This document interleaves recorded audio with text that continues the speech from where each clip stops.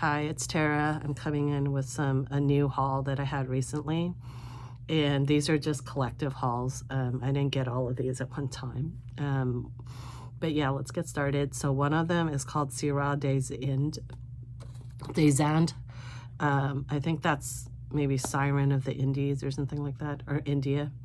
By Jean Patou, Paris. This is an older perfume. This has been around for a long time, and I bought it because I was intrigued. It was, first of all, and a super deep clearance. I think it was like less than $20. This was super cheap. And this has like a lactonic note in it and plum. So I thought, you know what, lactonic, plum, I can go for it. However, so when I sprayed it, I don't know if it might have gone bad or something like that, but it was just kind of like a really weird, like, it wasn't smelling bad, but I wouldn't say it was like outstanding or anything like that.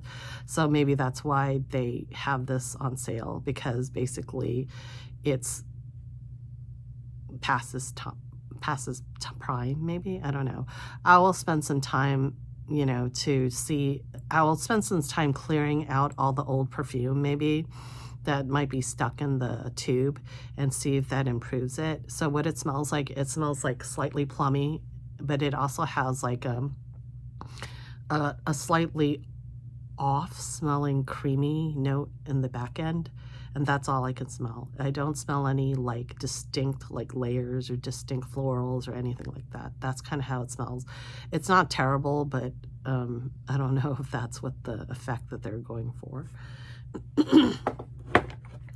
But on another note, here are some that I do really enjoyed. So these are some of the ones that are hits.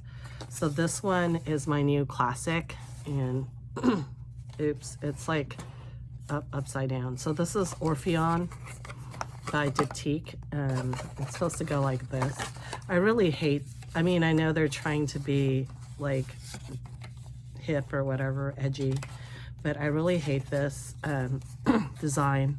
So basically it's wrapped on this, it's like a clamshell that splits in half, and then it's clamped together by these two things that slip into this paper like placard right here. So in order to open it, you have to take this off, and this inevitably gets like smudged and dirty, and then this is the actual box. But if you threw this away, then there's nothing to hold this thing together unless you get a rubber band or something to hold it, which would make it really ugly. So this is the box, and this is Orpheon. Ta-da! I mean, I really love the design of the Diptyque boxes. Bottles. It's really outstanding to me. Some of people have called this ugly. I just think it's not overly feminine. It's very sophisticated to me. It's this gorgeous illustration here. Has black all the way around it, and then in the back it actually has a design that you can see. So it's not just a white paper label that they have. This is like a cool like illustration in the back.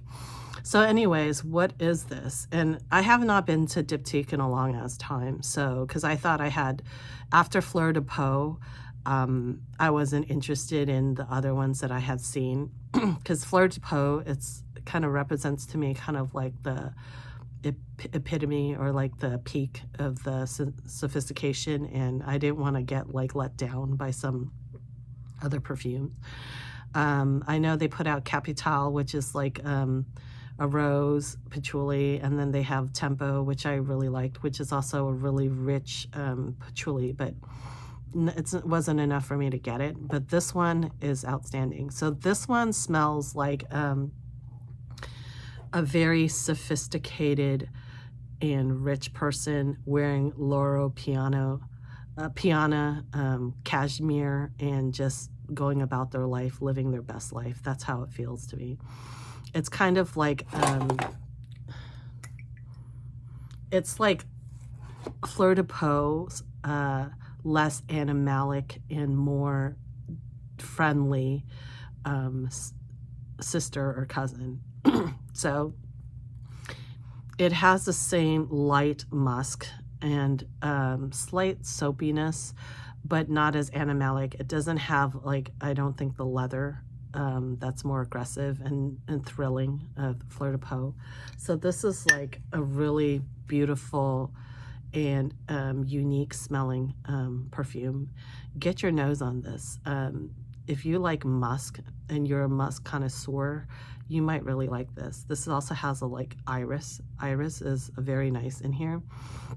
And iris is also in Fleur de Peau, but if Fleur de Peau is too aggressive, then you might like this more. This is much more like friendly.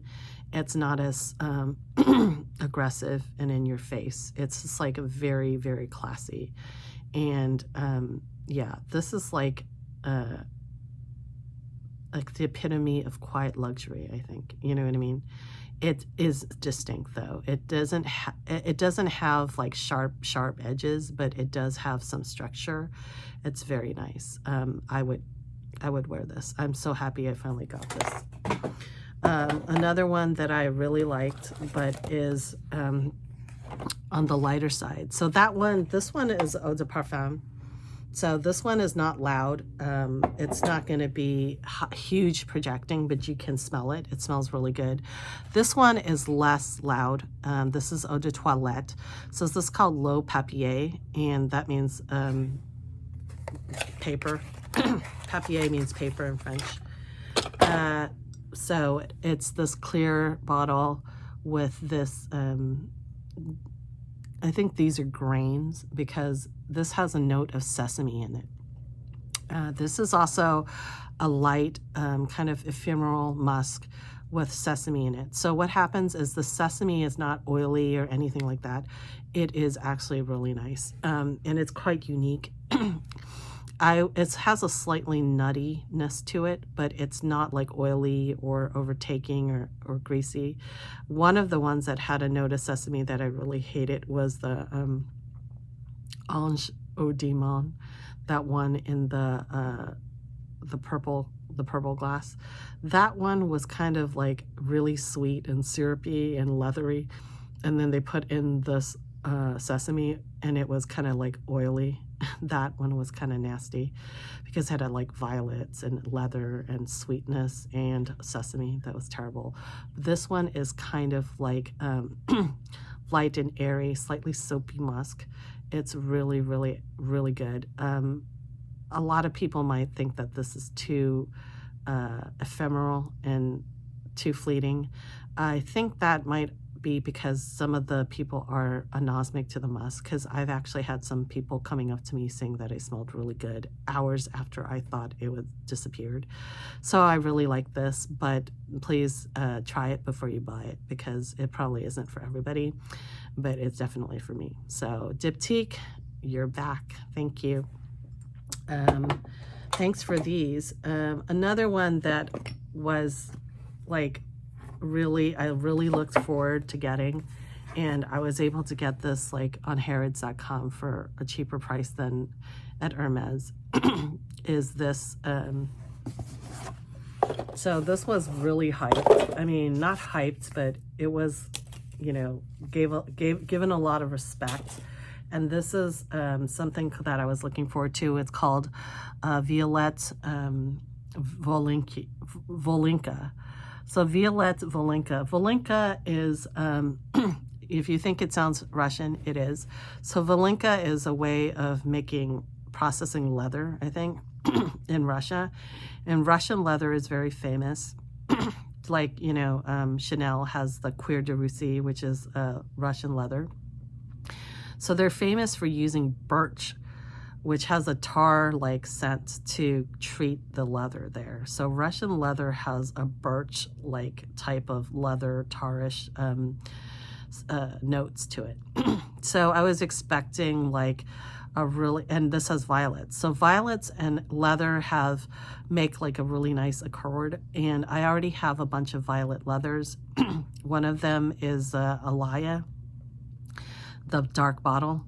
And that one has, it's really outstandingly unique. It has like a hot concrete accord, so it's kind of like minerally, and with leather and with violets and leather, and it's really nice. I really like that one because it's not that sweet. It's very sophisticated, and yeah, this one I thought would be kind of like in the same vein, but I thought it would be more fruity. I thought it would have a lot of nuances. Unfortunately, all I can smell in this is a really sweet violet leather. The sweet violet is what kills me with this. If they had just let the violet be fresh and green with the leather, I think this would have been just like outstanding. I don't understand why they had to make this into like a violet candy leather. That is just terrible. And one of the ones that also had this type of treatment was the Queer Amethyst from Armani Privé, and I had smelled that, and that was like a big disappointment, and this is also a big disappointment. So this is going on the chopping block. I'm gonna give it a few more tries to see if I can work my way around it, but at this price, if someone else can take it off my hands or appreciate it, then all power to them, you know what I mean? And this was another one that was like highly touted on Fragrantica, and I'm a little bit disappointed because like nobody mentioned that it was this sweet, you know. If I had known that the sugar was going to be a big part of this, as I thought, I would not have touched this with a 10-foot pole. I would have, if I already have the Alaya, I don't think this adds anything to the equation. It doesn't like bring it to any new place, you know what I mean?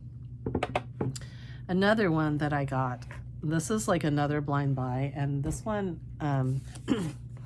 I bought it because the Eau Papier, so I bought this one, Eau Papier, for a lot less on another, on Sabina.com. That's the one where I bought the Voldenwy. No, was it Sabina? No, it was something else. So there was another, I think it was Beauty Clinic or something like that. I'll find the email. So I bought L'Eau Papier for a lot less than the American retail price, and I also bought this along with it. So this one was a Byredo that I had been wanting to try for the longest time, and it's called Unnamed. So basically you're supposed to put your name or something in it, and then it comes with a booklet of stickers and with like letters, and then it comes with this stick. So you basically apply the whatever you want to this label, I guess. So it's kind of like a gimmick. Well, the reason why I wanted this was because it's supposed to have juniper, which is something that they had in gin, and they have in like the gypsy water that I really like. So I love the herbal notes of juniper, and whenever there's a perfume that has it, like juniper fling, gin and tonic, I will snap it up because I really love that. However, I feel like this is another one where the violet is also slightly candied, and that kind of like overtook the juniper. I wish the juniper was like the star in this, and I know it can't be the star because I think juniper has always been like an herbal note that kind of just like helps the other notes shine, I guess, or gives it some uniqueness or freshness or whatever. But I feel like the violet in this also dominated in a, you know, not a good way. So I feel like this is not worth the money. Although I did buy it for like a lot cheaper than normal price in America. So there is that. So this one is maybe also headed for the chopping block as well. Well, this is what I have for now. Thank you for watching. If you found this informative, please like and subscribe, and I'll come back with more content. Thank you. Have a great day. Bye.